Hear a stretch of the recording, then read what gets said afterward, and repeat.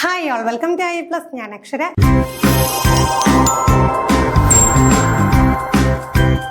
ഇന്ന് നമ്മൾക്ക് നമ്മുടെ ക്വാളിഫയിങ് എക്സാമിനേഷൻസിന് കേട്ടിട്ടും സീറ്ററ്റിനും ഒക്കെ കോമൺ ആയിട്ടുള്ള സയൻസ് കുറച്ച് ക്വസ്റ്റ്യൻസ് ആണ് കൊണ്ടുവന്നിട്ടുള്ളത്.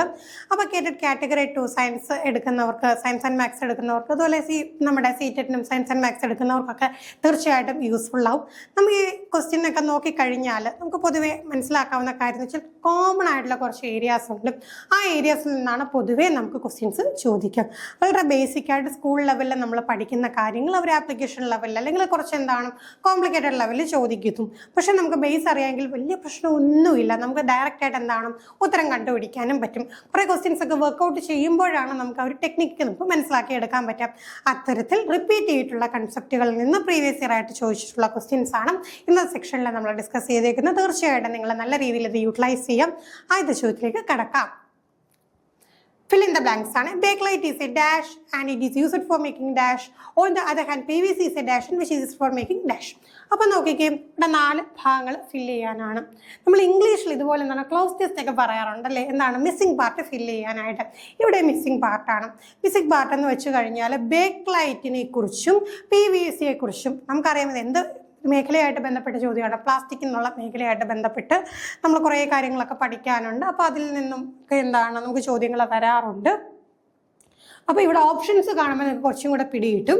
ഓപ്ഷൻസ് ഇങ്ങനെയാണ്: thermosetting plastic electrical switches, thermoplastic containers, thermosetting plastic containers, thermoplastic utensils, thermoplastic utensil handles, thermosetting plastic electrical switches, thermoplastic electrical switches, thermosetting plastic containers. അപ്പം 4 ഓപ്ഷൻസ് വന്നു. അപ്പം നമുക്ക് ആദ്യം ബേക്ക്ലൈറ്റിനെ കുറിച്ചും രണ്ടാമത് PVC കുറിച്ചുമാണ് പറഞ്ഞത്. അപ്പോൾ ഇവയുടെ ഉപയോഗത്തെക്കുറിച്ച് നമുക്ക് അറിയാമെങ്കിൽ നമുക്കൊന്ന് അങ്ങനെ വിശദം കണക്ട് ചെയ്ത് നോക്കാം. തീർച്ചയായിട്ടും ബേക്ക്ലൈറ്റ് ഇലക്ട്രിക്കൽ സ്വിച്ചസ് ഉണ്ടാക്കാനായിട്ട് ഉപയോഗിക്കുന്നുണ്ട്. അതുപോലെ ഈ പറഞ്ഞ PVC കണ്ടെയ്നേഴ്സ് ഒക്കെ നിർമ്മിക്കാനായിട്ട് ഉപയോഗിക്കുന്നുണ്ട്. അപ്പം അങ്ങനെയുള്ള ഓപ്ഷൻസ് നമ്മൾ നോക്കിക്കഴിഞ്ഞാൽ നമുക്ക് കാണാൻ കഴിയും 2 ഓപ്ഷൻസ് വരുന്നുണ്ട്. ഫസ്റ്റ് വണ്ണും ലാസ്റ്റ് വണ്ണും. Bakelite for electrical switches and PVC for containers. ഇനി നമ്മൾ എന്ത് ചെയ്യണം? കറക്റ്റ് തിയറി അറിഞ്ഞേ പറ്റൂ. ഇനി നമുക്ക് എന്താ ഗസ് ചെയ്ത് കണ്ടുപിടിക്കാനൊന്നും പറ്റില്ല. തെർമോപ്ലാസ്റ്റിക്കും തെർമോസെറ്റിംഗ് പ്ലാസ്റ്റിക്കും തമ്മിലുള്ള വ്യത്യാസം അറിയാമെങ്കിൽ മാത്രമേ തീർച്ചയായിട്ടും നമുക്ക് ഉത്തരം കണ്ടെത്താൻ പറ്റത്തുള്ളൂ. ബേക്ക്ലൈറ്റ് എന്ന് പറയുന്നത് എന്താണ്? ബേക്ക്ലൈറ്റ് തീർച്ചയായിട്ടും തെർമോസെറ്റിംഗ് പ്ലാസ്റ്റിക് ആണ്. PVC പോളിവിനൈൽ ക്ലോറൈഡ് എന്ന് പറയുന്ന PVC എന്താണ്? തെർമോ പ്ലാസ്റ്റിക് ആണ്. തെർമോസെറ്റിംഗ് എന്ന് വെച്ച് കഴിഞ്ഞാൽ എന്താണ്? ചൂട് കൊടുക്കുമ്പോൾ, ഹീറ്റ് കൊടുക്കുമ്പോൾ നമുക്ക് എന്താണ് അതിൻ്റെ രൂപം മാറ്റാൻ കഴിയും. ഇപ്പോൾ ആ ഒരു രൂപത്തിലോട്ട് വരും. പിന്നെ എന്താണ് സെറ്റായി കഴിഞ്ഞാൽ പിന്നെ നമുക്ക് മാറ്റാൻ പറ്റില്ല, ആ രൂപത്തിൽ തന്നെ നിൽക്കും. അതാണ് തെർമോസെറ്റിംഗ് പ്ലാസ്റ്റിക്. അതിൻ്റെ ഉദാഹരണമാണ് ബേക്ക്ലൈറ്റ്. ബേക്ക്ലൈറ്റ് എന്തിനു ഉപയോഗിക്കുന്നു? ഇലക്ട്രിക്കൽ സ്വിച്ചസ് നിർമ്മിക്കാൻ ഉപയോഗിക്കുന്നു. സിമിലർലി നമ്മൾ തെർമോ പ്ലാസ്റ്റിക് നോക്കിക്കഴിഞ്ഞാൽ PVC ഒക്കെ എന്താണ് നമുക്ക് റീഹീറ്റ് ചെയ്ത് വീണ്ടും വീണ്ടും അതിൻ്റെ രൂപം മാറ്റിയെടുക്കാനായിട്ട് സാധിക്കും. അപ്പോൾ അത് ഉപയോഗിച്ചൊക്കെ കണ്ടെയ്നേഴ്സ് ഒക്കെ നിർമ്മിക്കാറുണ്ട്. ആ ഒരു കൺസെപ്റ്റ് വെച്ചിട്ടാണ് ഈ ഒരു ചോദ്യം വന്നത്. അപ്പോൾ എന്താണ് ബേക്ക്ലൈറ്റ് എന്ന് പറയുന്ന തെർമോസെറ്റിംഗ് പ്ലാസ്റ്റിക് ആണ്, ഇലക്ട്രിക്കൽ സ്വിച്ചസ് ഉണ്ടാക്കാൻ ഉപയോഗിക്കുന്നു. സിമിലർലി PVC എന്ന് പറയുന്ന തെർമോ പ്ലാസ്റ്റിക് ആണ്, അത് കണ്ടെയ്നേഴ്സ് നിർമ്മിക്കാനായിട്ട് ഉപയോഗിക്കുന്നു. ഓക്കെ, അടുത്ത ചോദ്യം. Which of the following medium is present between the inner and outer layers of a thermos flask and why? ഒരു തെർമോസ് ഫ്ലാസ്കിന്റെ ഇന്നർ ആൻഡ് ഔട്ടർ ലെയേഴ്സിന്റെ ഇടയിലുള്ള മീഡിയം എന്താണ് എന്നാണ് നമ്മുടെ ചോദ്യം. അപ്പം നോക്കാം. Air because it prevents loss of heat due to conduction, steel because it prevents loss of heat due to radiation and convection, vacuum because it prevents loss of heat due to conduction and convection, air because it prevents loss of heat due to radiation and conduction. അപ്പോൾ നമുക്കറിയാം heat ട്രാൻസ്ഫറിനുള്ള 3 മെത്തേഡുകളാണ് ഇവിടെ ഓപ്ഷനുകളിലൊക്കെ നിറഞ്ഞിരിക്കുന്നത് അല്ലേ? Conduction, convention, radiation. അപ്പം നമുക്ക് ഇവിടെ മനസ്സിലാക്കേണ്ട കാര്യങ്ങളെന്ന് വെച്ച് കഴിഞ്ഞാൽ എങ്ങനെയൊക്കെയാണ് തെർമോസ് ഫ്ലാസ്കിൽ അതിൻ്റെ ഒരു പ്രവർത്തനം. ഹീറ്റ് എന്ന് പറയുന്ന സംഗതി പുറത്ത് പോയില്ലല്ലേ, അതങ്ങനെ തന്നെ നിൽക്കും. അതിന് വേണ്ടിയിട്ടും അതെങ്ങനെയൊക്കെ പുറത്ത് പോകാൻ സാധ്യതയുണ്ട്? കണ്ടക്ഷനിലൂടെയും കൺവെൻഷനിലൂടെയും. റേഡിയേഷനിലൂടെ എന്തായാലും പോകില്ല. കണ്ടക്ഷനിലൂടെയും കൺവെൻഷനിലൂടെയും തീർച്ചയായിട്ടും എന്താണ് ഈ പറയുന്ന ഹീറ്റ് ലോസ് ഉണ്ടാവാൻ സാധ്യതയുണ്ട്. അപ്പോൾ അതിനെ തടയാനായിട്ടും അത് ഒരിക്കലും എന്താണ് ഈ പറയുന്ന മീഡിയത്തിലൂടെ സഞ്ചരിച്ച് പുറത്ത് വരാതിരിക്കാനാണ് നമ്മൾ നോക്കേണ്ടത്. അപ്പം നമ്മൾ നോക്കിക്കഴിഞ്ഞാൽ എയറും സ്റ്റീലും ഒക്കെ എന്താണ് മീഡിയമാണ്. പക്ഷെ നമുക്ക് എന്ത് പാടില്ല? മീഡിയം ഒന്നും വേണ്ട, നമുക്ക് അവിടെ എന്ത് മതി? ഒരു വാക്വം മതി.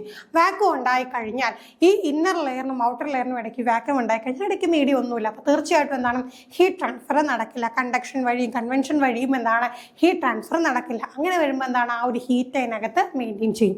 അതാണ് അതിൻ്റെ ഒരു തിയറി. ഓക്കെ, അടുത്ത ചോദ്യം.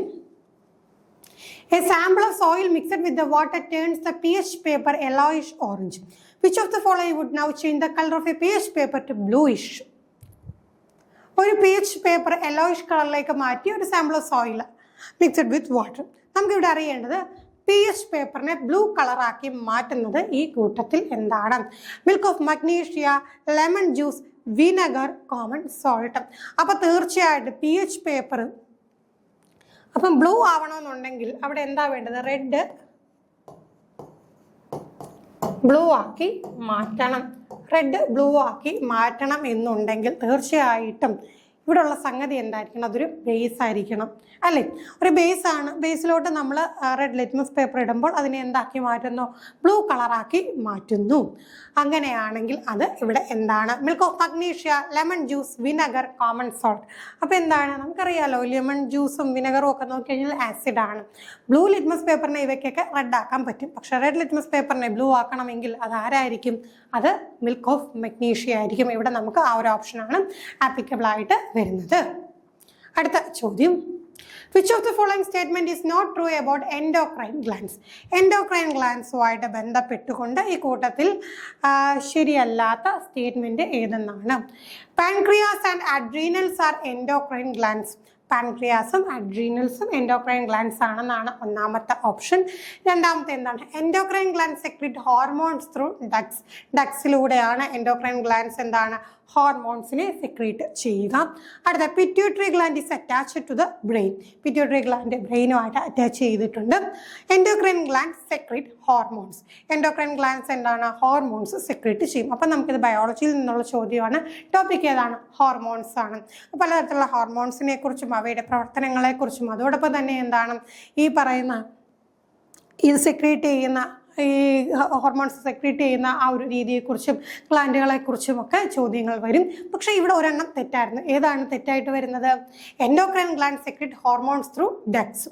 അപ്പോൾ എന്താണ്? എൻഡോക്രൈൻ ഗ്ലാൻഡുകൾ ഹോർമോൺ സെക്രീറ്റ് ചെയ്യുമോ എന്ന് ചോദിച്ചാൽ ശരിയാണ്. ഓക്കെ, അത് കറക്റ്റാണ്. അതുകൊണ്ട് നമുക്ക് ഓപ്ഷൻ 4 കറക്റ്റാണ്. പിറ്റ്യൂട്ടറി ഗ്ലാൻഡ് ബ്രെയിനോട്ട് അറ്റാച്ച് ചെയ്ത കാര്യവും നമുക്കറിയാം. പാൻക്രിയാസും അഡ്രീനൽസും എൻഡോക്രൈൻ ഗ്ലാൻഡ് ആണെന്ന് അറിയാം. പക്ഷേ എൻഡോക്രൈൻ ഗ്ലാൻഡുകൾ എന്താണ്? ഡക്സ് വഴിയല്ല എന്ത് ചെയ്യുക? ഹോർമോണെ സെക്രീറ്റ് ചെയ്യുക. പ്രീവിയസ് ക്വസ്റ്റ്യൻ ആയിരുന്നു. അപ്പോൾ ഇതാണ് അതിൻ്റെ ആൻസർ വരിക. അടുത്ത ചോദ്യം, which hormone is responsible for the process of metamorphosis in frogs? അപ്പോൾ ഫ്രോഗ്സിലെ മെറ്റമോർഫോസിസ് എന്നുള്ള പ്രോസസ്സ് നമ്മൾ പഠിച്ചിട്ടുണ്ടല്ലേ. അപ്പോൾ എന്താണ്? നമുക്ക് ആ ഒരു അതിൻ്റെ ഏറ്റവും സ്മാളസ്റ്റ് രൂപത്തിലാണ്, ജനിച്ച ഉടനെയുള്ള ആ ഒരു രൂപത്തിലല്ല, പിന്നീട് എന്താണ് അതിൻ്റെ അടുത്ത ഒരു അഡൽട്ട് സ്റ്റേജിൽ എത്തുന്ന രൂപം എൻറ്റയർലി ഡിഫറെൻ്റ് ആണല്ലേ. അപ്പോൾ നമുക്ക് എന്താണ് ഒരു ടാഡ്പോളിനെ കണ്ടു കഴിഞ്ഞാൽ പെട്ടെന്ന് എന്താണ് ഫ്രോഗിൻ്റെ ഒരു യങ്ങർ വേർഷനാണ് നമുക്ക് കണ്ടു കഴിഞ്ഞാൽ പെട്ടെന്ന് മനസ്സിലാകില്ല. പണ്ടൊക്കെ നമ്മൾ ചെറിയ പ്രായത്തിലൊക്കെ കുളത്തിൽ പോയി മീനാണെന്ന് പറഞ്ഞ് പിടിച്ചുകൊണ്ട് വന്നിട്ട് പിന്നെ വരുമ്പോൾ എന്താണ് അത് വാൾമാക്രിയാണെന്ന് തിരിച്ചറിഞ്ഞ് ബാല്യം നമുക്ക് പലർക്കും ഉണ്ടായിട്ടുണ്ടാവും അല്ലേ. അപ്പോൾ സംഗതി എന്താണ്? മെറ്റമോർഫോസിസ് ആണ്. അപ്പം നമുക്ക് അറിയാവുന്ന കാര്യങ്ങളൊക്കെ ആയിരുന്നു ജസ്റ്റ് കണക്ട് ചെയ്ത് പറയുവാണ്. ഇവിടെ എന്താ സംഭവിക്കുന്നത്? ഒരു എൻറ്റയർലി ഡിഫറെൻ്റ് ആയിട്ടുള്ള ഒരു രൂപമാണ് ആ ഒരു അഡൽട്ട് സ്റ്റേജിൽ ഉണ്ടാകുക. ആ ഒരു വളരെ യങ്ങർ സ്റ്റേജിലുള്ള രൂപത്തിൽ നിന്ന് എൻറ്റയർലി ഡിഫറെൻ്റ് ആവുന്നു. അപ്പോൾ ആ ഒരു പ്രോസസ്സിലൂടെ കടന്നു പോകുന്നത് മെറ്റമോർഫോസിസ് എന്നുള്ള പ്രോസസ്സാണ്. അപ്പോൾ അത് ഫ്രോഗ്സിൽ മാത്രമാണോ ഉള്ളത്? ഇതുപോലെ വേറെ ഏതെങ്കിലുമൊക്കെ ജീവജാലങ്ങളിൽ മെറ്റമോർഫോസിസ് കാണാൻ കഴിയുമോ? അറിയാവുന്നത് തീർച്ചയായിട്ടും കമൻറ്റ് ചെയ്യും. നമ്മുടെ ചോദ്യം ഇതാണ്, which hormone is responsible for the process of metamorphosis in frogs? Adrenaline, growth hormone, thyroxine, insulin. അപ്പോൾ ഫ്രോഗ്സിലെ മെറ്റമോർഫോസിസിന് കാരണമായിട്ടുള്ള ആ ഒരു ഹോർമോൺ ഏതാണ്? തൈറോക്സിൻ എന്നുള്ള ഹോർമോണാണ്. ആ ഒരു ഹോർമോൺ പ്രവർത്തിക്കുന്നത് മൂലമാണ് ഇത്തരത്തിലുള്ള ആ ഒരു രൂപമാറ്റം ഫ്രോഗിൽ നമുക്ക് കാണാൻ കഴിയുന്നത്. അപ്പോൾ നോക്കിയാൽ നമുക്കിതുപോലെ ഹോർമോൺസ് ഒക്കെ സ്ഥിരം ചോദ്യം ചോദിക്കുന്ന മേഖലയാണ്. അതിപ്പം ആനിമൽസിൻ്റെ കാര്യം വരാം, ഹ്യൂമൻ ബീങ്സിൻ്റെ കാര്യം നമ്മൾ ഓൾറെഡി പറഞ്ഞു കഴിഞ്ഞു. അപ്പോൾ അതൊക്കെ കുറച്ച് കോംപ്ലക്സ് ആണെങ്കിലും ഒരുപാട് ഡീറ്റെയിൽ ആയിട്ട് എന്താ പറയുക അങ്ങ് ആഴ്ത്തിറങ്ങി ചോദ്യം ചോദിക്കില്ല ക്വാളിഫയിങ് എക്സാമിനേഷൻസിനും. എന്നിരുന്നാലും എല്ലാ മേഖലയെക്കുറിച്ചും നമുക്ക് ബേസിക് ആയിട്ടുള്ള അറിവ് വളരെ ഇമ്പോർട്ടൻ്റ് ആണ്. ഒരു മേഖലയെ നമുക്ക് എന്താണ് ടച്ച് ചെയ്ത് ഒഴിവാക്കാൻ പറ്റില്ല. ഏതൊരു ക്വാളിഫയിങ് എക്സാമിനേഷൻ ആണെങ്കിലും തീർച്ചയായിട്ടും അവിടെ സിലബസ് പ്രിസ്ക്രൈബ് ചെയ്തിട്ടുണ്ട്. സിലബസിൽ പറഞ്ഞേക്കുന്ന ഓരോ വാക്കുകളിലൂടെ നിങ്ങൾ കടന്ന് പോകുക. അപ്പം നമുക്കിപ്പം എന്ത് ചെയ്യാൻ വേണമെങ്കിൽ ഗൂഗിൾ ചെയ്ത് ഓരോന്ന് നോക്കിപ്പം അത് ശരിക്കും എന്താണ് നമ്മുടെ ടൈം ഒരുപാട് വേസ്റ്റ് ചെയ്യുന്ന ഒരു പരിപാടിയാണല്ലേ. ഇപ്പം നമ്മുടെ ക്ലാസ്സുകളിലാണെങ്കിൽ ഓരോ മേഖലയെക്കുറിച്ചും കൃത്യമായിട്ട് ആവശ്യമുള്ളത് മാത്രം വാരി വലിച്ച് പഠിക്കേണ്ടതല്ല. ക്വാളിഫയിങ് എക്സാമിനേഷൻസ് എപ്പോഴും എങ്ങനെയായിരിക്കണം? നമ്മൾ ഏറ്റവും പ്രിസൈസ് ആയിട്ട് സ്മാർട്ടായിട്ട് പഠിക്കണം അല്ലേ. എന്താണോ പരീക്ഷയ്ക്ക് ആവശ്യം, ഇതൊരിക്കലും എന്താണ് നമ്മുടെ ഒരു ക്വാളിഫയിങ് എക്സാമിനേഷൻ എന്ന് പറയുമ്പോഴത്തേക്ക് നമ്മളിപ്പോൾ 120 മാർക്ക് വാങ്ങുക അങ്ങനെ ഒരു ലെവലിലോട്ടല്ലല്ലോ പോകുന്നത്. എപ്പോഴും നമ്മളെങ്ങനെയാണ്, നമുക്ക് ആ ഒരു ക്വാളിഫയിങ് സ്കോറുണ്ട്, ആ സ്കോർ കടക്കുക എന്ന ലക്ഷ്യം മാത്രമാണ്. മറ്റാരുടെ സ്കോർ നമ്മളെ ബാധിക്കാൻ പോകുന്നില്ല. ബാക്കിയുള്ളവർ എത്രയോ സ്കോർ വാങ്ങിച്ചോട്ടെ, ഇനി ആര് ഫുൾ മാർക്ക് വാങ്ങിച്ചാലും ഒന്നും നമ്മളെ എഫക്റ്റ് ചെയ്യുന്ന കാര്യമല്ല. അപ്പോൾ നമ്മൾ എന്ത് ചെയ്യണം, ക്വാളിഫൈ ചെയ്യാനായിട്ട് മാത്രം പഠിക്കും. അപ്പോൾ വാരി വലിച്ച് പഠിക്കാൻ എന്താ, പ്രിസൈസ് ആയിട്ട് പഠിക്കാനായിട്ട് ശ്രമിക്കും. നമ്മുടെ ക്ലാസ്സുകളിൽ ഓരോ ടോപ്പിക്കിനെ കുറിച്ചും ആവശ്യമുള്ളത് മാത്രമാണ് നമ്മൾ ഡിസ്കസ് ചെയ്യുന്നത്. അതോടൊപ്പം എന്താണ്, ക്വസ്റ്റ്യൻസ് നല്ല രീതിയിൽ വർക്കൗട്ട് ചെയ്യും. ഇപ്പം നമ്മൾ 5 ചോദ്യങ്ങൾ നോക്കിയിരുന്നു. ഇതിൽ നിങ്ങൾക്ക് എത്ര ചോദ്യങ്ങളുടെ ഉത്തരം കണ്ടെത്താൻ സാധിച്ചു? അപ്പോൾ എല്ലാത്തിൻ്റെ ഉത്തരം കിട്ടിയില്ല എന്നുണ്ടെങ്കിൽ നിങ്ങൾക്ക് മനസ്സിലായി ഇവിടെ ഒരു ഗ്യാപ്പ് ഉണ്ട്. ആ ഗ്യാപ്പ് ഫില്ല് ചെയ്യാനായിട്ട് തീർച്ചയായിട്ടും ടീം i+ നിങ്ങളുടെ കൂടെ ഉണ്ട്. നമ്മുടെ കോഴ്സുകളെ കുറിച്ചൊക്കെയുള്ള ഡീറ്റെയിൽസ് ഒക്കെ അറിയണമെങ്കിൽ തീർച്ചയായിട്ടും എന്ത് ചെയ്യുക, ബോർഡ് നമ്പറിൽ കോൺടാക്ട് ചെയ്യാം. ഇതുപോലുള്ള മറ്റൊരു സെക്ഷനുമായിട്ട് നമുക്ക് വീണ്ടും കാണാം. Thank you all.